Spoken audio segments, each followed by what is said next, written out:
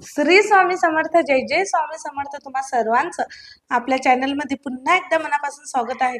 तुमचा आजचा दिवस खूप आनंदात जाऊ. तुमच्या सर्व चांगल्या इच्छा स्वामी महाराज नक्कीच पूर्ण करो हीच स्वामीचरणी प्रार्थना करते आणि आजच्या व्हिडिओला सुरुवात करते. लवकरच येत आहे स्वामींची पुण्यतिथी, म्हणजेच 15 एप्रिल 2026 वार बुधवार रोजी आहे स्वामींची पुण्यतिथी. तसंच सर्व स्वामी भक्तांना हा दिवस नकोसा होता, कारण या दिवशी स्वामींनी आपला देह सोडलेला होता.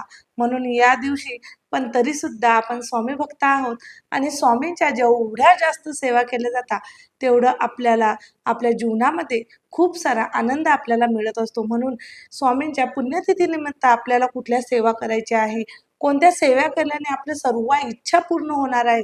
बघा, तसं तर तुम्ही स्वामीची केव्हाही सेवा करा, मंत्र जाप करा, नाम जाप करा, याने सुद्धा स्वामी प्रसन्न लवकर होत असतात आणि आपल्या भक्तांना स्वामी लवकर फळ देत असतात.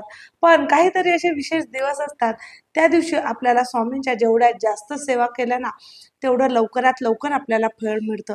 तर बघा, उद्यापासून म्हणजेच आज 31 तारीख आहे, उद्या 1 तारीख आहे, 1 ते 15 तारखेपर्यंत सुद्धा तुम्ही सेवा करू शकता. ज्यांच्याकडून स्वामीच्या प्रगट दिनाला सेवा जमल्या नाही त्यांनी आता या सेवा करा. गुरुचरित्राचे पारायण करा किंवा मग स्वामी चरित्राचे पारायण करा. बघा, आता सेवा कुठल्या करायच्या, कशा करायच्या, नियम अटी काय, सर्व माहिती व्हिडिओमध्ये सांगितली आहे. त्यासाठी व्हिडिओ हा शेवटपर्यंत आवर्जून बघावा आणि जे पण दादा आपल्या चॅनलवर नवीन आहे त्यांनी चॅनलला लगेचच सबस्क्राईब करा, जेणेकरून असेच नवनवीन व्हिडिओ, नवनवीन मंत्र तुमच्यापर्यंत लवकरात लवकर पोहोचतील. तर सर्वात अगोदर तुम्हा सर्वांना श्री स्वामी समर्थ. तर बघा, आपल्याला स्वामींच्या पुण्यतिथीनिमित्त आपल्याला सेवा कुठल्या करायच्या आहे. या दिवसामध्ये तुम्ही स्वामींच्या सारामृत, तुम्हा सर्वांना माहिती आहे स्वामी चरित्र सारामृत या ग्रंथाचं पठण करा, म्हणजेच काय, त्याचं पारायण करा. तर पारायण करत असताना सर्वात अगोदर तुम्हाला संकल्प करावा लागणार आहे. तुम्हाला माहिती आहे, कुठलीही आपण जेव्हा सेवा करतो, एक अनुष्ठान करून सेवा करतो ना, तेव्हा स्वामींना एक वचन देण्यासारखं असतं. म्हणून आपण संकल्प करायचा असतो आणि संकल्प तुमची काय इच्छा आहे ती स्वामींपर्यंत मागायची असते. बघा, बरेच वेळेस आपण म्हणजे प्रत्येक वेळेसच आपण स्वामींना काही ना काही, कुठली ना कुठली गोष्ट मागत असतो. म्हणजेच की घर असेल, पैसा असेल, कर्ज फिटण्याबाबत असेल, घर होण्यासंबंधित असेल, मुलांच्या शिक्षणासंबंधित असेल, नोकरी संबंधित असेल, भरपूर काही अशा आपल्या समस्या असतात. कारण मनुष्य जीवन म्हटलं आणि समस्या नसेल असं होतच नाही. समस्या एक संपली की एक लगेच आपल्याला समस्या येतात आणि प्रत्येक वेळेस आपण स्वामींना काही ना काही मागत असतो. तर या वेळेस फक्त स्वामींना कृतज्ञता व्यक्त करण्यासाठी, स्वामींचे आभार मानण्यासाठी तुम्ही स्वामींची सेवा करा.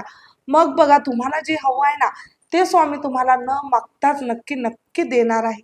फक्त ही तुम्ही सेवा करा. आता तुम्हाला सेवा कुठल्या करायची आहे, तर तुम्ही यावेळेस स्वामी चरित्र सारामृताचं पारायण करू शकता. बघा, 1 तारखेपासून तर 15 तारखेपर्यंत तुम्हाला वेळ आहे. तर तुम्ही या दिवसामध्ये 11 पारायणाचा नियम करू शकता, की आम्ही संकल्प करून घ्या की आम्ही 11 दिवसाचे म्हणजे 11 पारायण स्वामी चरित्र सारामृताचे करणार आहे. नाही जमत असेल तर 7 करा, 3 करा, 5 करा, पण तुम्ही स्वामी चरित्र सारामृताचे पारायण करायचे आहे. मग तुम्हाला कुठलीच पूजा नाही मांडायची, फक्त स्वामींचे जे सारामृत आहे, स्वामींचा फोटो सर्वांकडं असणारच आहे. नसेल तर छोटासा फोटो घेऊन या, कारण जे आपले ताई दादा आहे, नवीन आहे, जे स्वामी सेवेकऱ्यामध्ये नवीन जोडत आहे, ज्यांना माहिती नाही त्यांना सांगते, स्वामींचा एक छोटासा फोटो तरी तुमच्या घरामध्ये असायलाच हवा आणि स्वामीचे इथं सारामृत ग्रंथ घेऊन या. नसेल तर ऑनलाईन किंवा मग मोबाईलवर एक गुरुपीठ म्हणून ॲप येते, त्यामध्ये स्वामीचे इतर सारामृताचे पूर्ण 1 ते 21 अध्याय दिलेले आहे. ते जरी तुम्ही वाचले तरी सुद्धा चालेल किंवा ऑनलाईन ग्रंथ मागवून घ्या. सारामृताचं पारायण करायचं आहे तेव्हा तुम्हाला संकल्प करायचा आहे. संकल्प कसा करायचा आहे तुम्हाला सर्वांना माहितीच आहे, तरी सुद्धा सांगते. हातामध्ये थोडं पाणी घ्यायचं, 3 वेळा आचमन करायचं, 4थ्या वेळेस पाणी खाली सोडायचं, तुमचं नाव उच्चार करायचा, तुमचं गोत्र जे असेल ते गोत्राचं उच्चार करायचं. गोत्र तुम्हाला माहिती नसेल तर काश्यप गोत्र म्हणायचं आहे आणि मग तुमची काय इच्छा आहे स्वामींना सांगायची आहे आणि नंतर स्वामींना म्हणायचं, मी 11 पारायणाचा नियम घेत आहे, मी 11 पारायण कंटिन्यू करणार आहे. फक्त अखंड शब्द वापरायचा नाही. अखंड शब्द वापरला तर काय होतं ना, आपण जर आज बसलो तर कंटिन्यू 11 दिवस पारायण करावंच लागतं. मधामध्ये खंड बिलकुल नको, म्हणून अखंड म्हणता. आणि कसं असतं महिलांसाठी, मासिक धर्म कधी येतो, मधामध्ये येईल आणि तेवढे 4-5 दिवस आपल्याला स्किप करावे लागतात. म्हणून अखंड शब्द वापरायचा नाही, किंवा तुम्हाला सुतक, विटाळ केव्हा पडेल सांगता येत नसतं. म्हणून अखंड शब्द नाही, फक्त स्वामींना सांगायचं मी 11 पारायण करणार. मग तुम्ही 11 पारायण 1 तारखेपासून करा किंवा 2-3 तारखेपासून करा. 15 तारखेपर्यंत 11 पारायण तुमचे कंप्लीट होणार, असं करायचं आहे. मग तुम्हाला ते झाल्यानंतर जर मधामध्ये तुमचे दिवस काही चुकले किंवा तुम्हाला खूप अर्जंट काम आले, नाही तुमचं त्या दिवशी जमलं किंवा मासिक धर्म मधामध्ये आला, तर बघा 15 तारखेच्या नंतर जेवढे तुमचे पारायण बाकी आहे तेवढे दिवस तुम्ही ते कंटिन्यू करायचे. जसंच की 15 तारखेपर्यंत तुमचे 7 पारायण झाले, 4 पारायण राहिले, तर तुम्ही 15 नंतर 16, 17, 18, 19 हे 4 दिवस तुम्ही कंटिन्यू करू. या सेवेमध्ये तुम्हाला कुठले नियम नाही, कुठल्या अटी नाही. फक्त नियम म्हणजे काय आहे, तुम्हाला थोडे 15 दिवस पर अन्न हे वर्ज्य ठेवायचं आहे. आणि महत्वाचं म्हणजे तुम्हाला मांसाहार हा वर्ज्य ठेवायचाच आहे. मग घरामध्ये ताई आम्ही सेवा करतात, बाकीच्यांनी खाल्ला तर चालेल का? बिलकुल नाही. तुम्ही स्वामींची सेवा करत आहात तर मांसाहार हा वर्ज्यच ठेवा. 15 दिवस न खाल्ल्याने काहीही बिघडणार नाही आहे. अदरवाईज तुम्ही खातच आहात आणि तुम्ही बंद करा असं मी कधीच म्हणणार नाही आहे.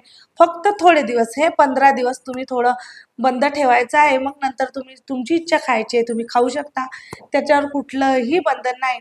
आणि ब्रह्मचर्याचं पालन करायची गरज नाही आहे. तुम्ही फक्त नियम कुठला आहे, मांसाहार वर्ज्य ठेवा आणि पर अन्न हे वर्ज्य ठेवायचं आहे. एवढा तुम्हाला नियम हा स्वामी सेवेमध्ये पाळायचाच आहे. आता पारायण कोणी करायचं, स्त्री पुरुष, घरातील तुमचे मुलं असतील जे कॉलेजला जातात, ज्यांना वाचता येतं, त्यांच्या उज्ज्वल भविष्यासाठी त्यांची करायची इच्छा असेल तर नक्कीच ते सुद्धा करू शकता.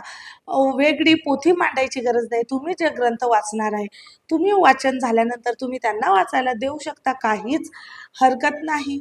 जमत नसेल तर 11 माळी स्वामींचा जप सुद्धा तुम्ही करू शकता. ही तरी सुद्धा सेवा केली तरी फार फार चांगलं आहे.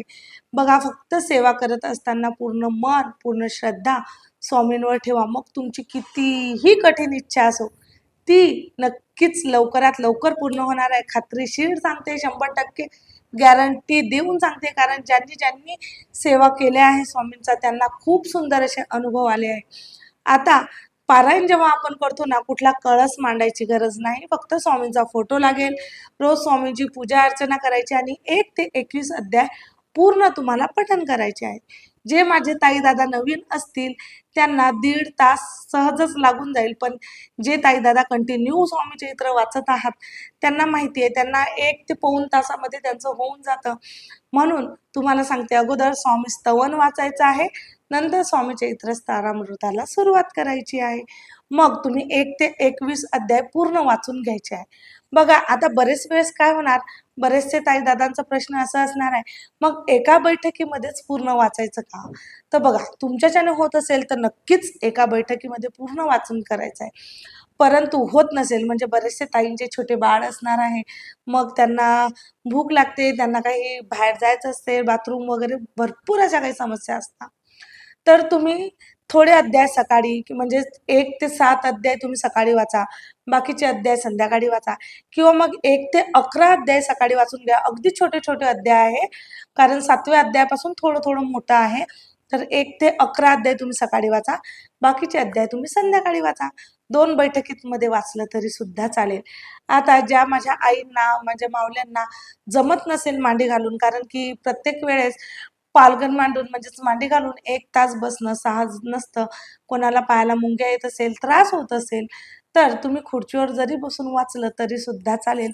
कारण स्वामी ब्रह्मांड नायक आहे, आपले पिता आहात. आणि प्रत्येक वडिलांना असं काहीच नसतं की आपल्या लेकरांनी असं करावं किंवा मग या पद्धतीत माझी सेवा करावी. तुम्ही कुठल्याही पद्धतीत स्वामींची सेवा करा, स्वामी ते स्वीकार करतीलच, याची गॅरंटी देऊन सांगते. कारण खूप जणांना असे अनुभव आले आहे. कारण स्वामीच्या प्रगट दिनानिमित्त भरपूर अनुभव आपल्याकडे आले आहे. मी तुमच्यापर्यंत हळूहळू सर्व अनुभव शेअर करणार आहे. बघा, तुम्ही मग खुर्चीवर बसून जरी केलं तरी सुद्धा चालेल. आता ज्यांच्याकडून स्वामी चरित्र सारामृत पारायण नाही जमणार आहे, पण त्यांना वेळ नाही आहे, पण स्वामींची सेवा करायची आहे, तर नक्कीच तुम्ही रोज कंटिन्यू 11 माळी स्वामींचा जप करू शकता. स्वामींचा सकाळी जप करा, दुपारी करा किंवा मग संध्याकाळी करा. 11 माळी स्वामींचा कंटिन्यू जप करा. जास्तीत जास्त 20 मिनिट. ज्यांना स्वामींची ओढ लागलेली असेल त्यांना माहिती आहे आणि 10 मिनिटामध्ये साहजिकच होऊन जातं. पण जे ताई दादा नवीन आहे त्यांना थोडं माळ पकडायला जमत नाही, कारण बोटामधून सुटते आणि माळ पकडताना हे बोट माळेला लागता कामा नये. त्यामुळे सांगते जास्तीत जास्त 20 मिनिटं. 20 मिनिटामध्ये 11 माळी सहजच तुमच्याकडून होता. ते सुद्धा जमत नसेल तर 11 वेळा तारक मंत्र म्हणा. तारक मंत्राचा खूप खूप सुंदर अनुभव येतो. मी तुमच्यासोबत तारक मंत्र कसा म्हणायचा, तीर्थ कसं तयार करायचं नक्कीच व्हिडिओ शेअर करणार. तुम्ही तारक मंत्राची सुद्धा सेवा करू शकता. फक्त काय असतं ना, तुम्ही सेवा करा. जेवढं जास्त सेवा करसाल तेवढं तुमच्यासाठी खूप चांगलं असतं. कारण बघा, पैशाचा बँक बॅलन्स सर्वच वाढत असतात, पण आपण या स्वामी पुण्यतिथीला आपण पुण्याचा बँक बॅलन्स वाढवूया आणि जेवढी जास्त सेवा होईल तेवढी जास्त सेवा करूया. आपल्याकडून होत असेल ना तर एक नवीन स्वामी सेवेकरी आपल्यामध्ये जोडूया. प्रयत्न करा, एखाद्या चांगल्या भक्तांना स्वामी सेवेकरीचा मार्ग दाखवा. कारण आपण एक जरी स्वामी सेवेकरी घडवलो ना तर एक पिढी घडवल्याचं पुण्य आपल्याला मिळत असत. म्हणून जेवढं जास्त होईल तेवढ्या सेवा करा, जेवढं जास्त होईल तेवढं लोकांना सांगा आणि ज्यांना गरज असेल खरंच आपला व्हिडिओ जास्तीत जास्त लोकांपर्यंत शेअर करा. व्हिडिओ शेअर करणं जमत नसेल तर ओरली सांगा की स्वामींची पुण्यतिथी आहे, स्वामींच्या सेवा तुम्ही ह्या करा. नाही तुमच्याकडून जमत तर तुम्ही दिवसाला 7 अध्याय वाचा, म्हणजे 3 दिवसामध्ये एक पारायण केलं तरी सुद्धा चालेल किंवा 7 दिवसामध्ये एक पारायण केलं तरी सुद्धा चालेल. जशी आपण नित्यसेवा करत असतो की दिवसाला 3 अध्याय, या पद्धतीत तुम्ही लोकांना सांगा, म्हणजे जेणेकरून जास्तीत जास्त स्वामी सेवेकरी आपल्यासोबत जोडतील.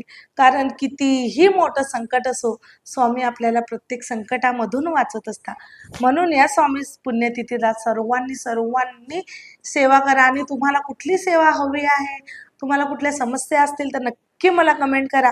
त्या समस्येवर किंवा तुम्हाला जी सेवा हवी आहे त्यावर व्हिडिओ बनवण्याचा प्रयत्न करेल. आजच्या पुरतं एवढंच. झालेली सेवा स्वामीचरणी रुजू करते आणि इथेच थांबते. व्हिडिओ आवडला असेल तर व्हिडिओला लाईक करा, शेअर करा आणि आपल्या चॅनलला सबस्क्राईब करायला विसरू नका. परत भेटू अशाच नवीन माहितीसोबत, नवीन व्हिडिओसोबत. तोपर्यंत श्री स्वामी समर्थ. जय जय स्वामी समर्थ. आनंदात राहा आणि जास्तीत जास्त सेवा करत राहा.